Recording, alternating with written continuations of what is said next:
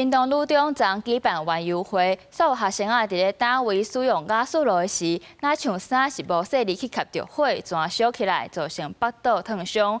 家在是紧急处理，甲火拍花，学生人平安。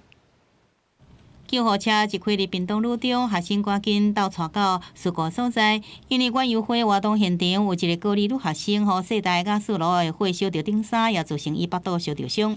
拿东西的时候，就是直接跨过那个地方，他没有注意到他的这个衣角本身是太靠近那个炉子，所以那个就火烧了起来。 代志发生伫25早起，当时学校办园游会，女学生用这个世代雅士炉煮泡面时无细力，才发生意外。加在学生的家长，也有边仔动物，当时赶紧来处理，也通报给消防局。学校也伫26搁再去看这女学生，确认伊身体状况。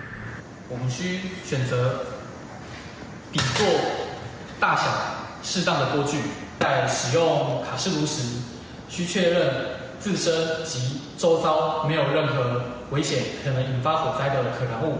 屏东县消防局提醒，使用世代雅士炉进前，先确认底座是毋是真在，嘛要注意雅士的开关是毋是安全的所在，安全的铁窗是毋是法度正常使用。